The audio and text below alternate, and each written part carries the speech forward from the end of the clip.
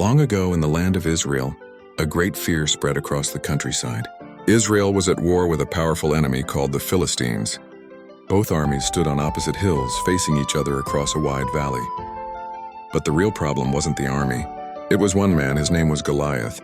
Goliath was a giant over 9 feet tall. His armor was heavy like iron. His spear was so large that no ordinary soldier could lift it. Every morning, Goliath walked into the valley and shouted at the Israelite army, "Send me one man to fight me. If he wins, we will serve you. But if I win, you will serve us." His voice echoed across the hills. The soldiers of Israel trembled, their hands shook. Their hearts were filled with fear.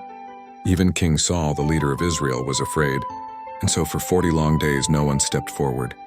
Fear ruled the battlefield. Far from the battlefield, a young boy named David lived a quiet life. David was the youngest son in his family. While his older brothers were soldiers, David stayed behind to care for sheep. He spent long days alone in the fields, watching, protecting, and guiding his flock. But David wasn't just a shepherd. He was also a worshiper. He sang songs to God. He trusted God deeply. When wild animals attacked his sheep, lions or bears, David didn't run. He fought them, and God gave him victory every time. One day, David's father said to him, "Take this food to your brothers at the battlefield and see how they are doing." David obeyed. When he arrived, he heard shouting. Goliath was there again, mocking Israel and insulting God. David couldn't believe what he was hearing. "Who is this man?" David asked. "Why is he allowed to insult the army of the living God?" The soldiers looked at David in disbelief. "Don't you see how big he is?" they said. "He will kill anyone who fights him." David didn't understand. He saw size, but he also saw God. Soon, word reached King Saul. "There is a boy who says he will fight Goliath." David stood before the king and spoke with confidence. "Do not let anyone lose heart," David said. "I will fight this Philistine." King Saul shook his head. "You are only a boy," he replied. "Goliath has been a warrior his entire life." But David spoke from experience.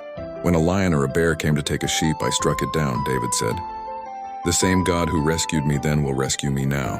Saul saw something different in David. Not strength, not armor. Faith. So Saul allowed him to go.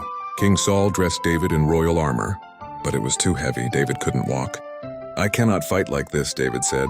So he removed the armor. Instead, David chose his shepherd's staff, 5 smooth stones from a stream, and his sling. To the world it looked foolish.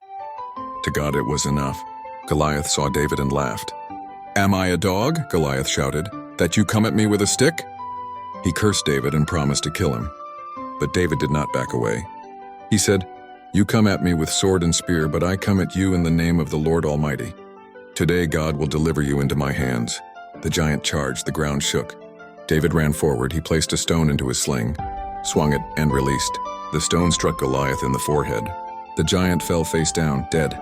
Silence filled the valley. Then victory erupted. The Philistines fled. Israel rejoiced. Faith had defeated fear. David didn't win because he was strong. He won because he trusted God.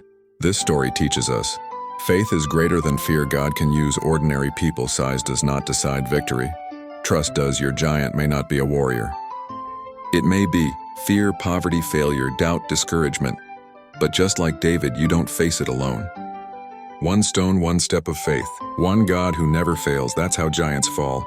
Like and subscribe for more videos like this.